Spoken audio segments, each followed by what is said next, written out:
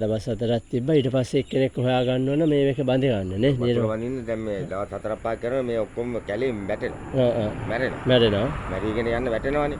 වැටෙනකොට අරෙන් වතු පාර හැරෙව්වම බලා ගන්න පුළුවන් බහින්නේ කොහෙන්ද කියලා. වැස්ස අලෝ සම්පූර්ණයෙන් පාදන්න ඕන. නැත්තම් මේ ඇත්තට කඩාගෙන බිඳගෙන යනවා. ඔය ටෙලිෆෝන් කරුවල හරි මේ මැදින් ඇති කඩාගෙන ගිහිල්ලා. අරුට එපා වුණේ ඒකයි. ඔව් අර ඇල කොටලාන්නේ. ඔව් උඩේ ඉඳලා එතන ලොකු බෑම්මක් සම්පූර්ණ සුද්ධ කරන්න ඕන. මේ පැත්තේ අයිලේ කලක් තියෙනවා. මේකත් සුද්ධ කරන්න ඕන. ඒක සුද්ධ කරන්න බෑ මේ කැලේ තියාගෙන කැලේ මැරුණොත් සුද්ධ කරගන්න ලේසි. ඒතර පේනවනේ මොකද කියලා. අනික මේක පැටලෙන උදැල්ලටක් ගන්න බෑනේ. මේ අයිනේ දිගේ නියරක් තියෙනවා. අටකෙත් තියෙන මහා නියර. ඔව් දැන් අඟල් අඩි එකමාරේ නියරවල තමයි අපි දාගන්න හිටියේ අර මොනවා හරි පැලටයක් හිටව. ඔව්. මැද නියරවල කොහොමද යන්නේ? මේ වේලි කඳයි. අතෙන් අර වේලි කඳයි.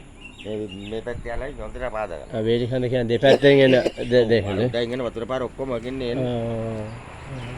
අර අතනත් කැලලක් තියෙනවා. ඒක නම් ටිකක් අමාරුයි. ඒක ඒ මාළේ පල්ලෙයා කරගන්න. හොයා ගන්න පුළුවන් නේ. උඩාට නම් ගත ගන්න බෑ. උඩා කරන හුඟක් කවුරුත් කළා නෑ නේ. කවුරුත් කරන්නේ කාලයක්. මේක නම් කරපු කුඹුර. මේ කුඹුර කරපුවා ඊතර ඔය ලයිට් කැල වලින් ගියම මැද ලියරවල කඩාගෙන ගිහලා තියෙන වතුර පාට.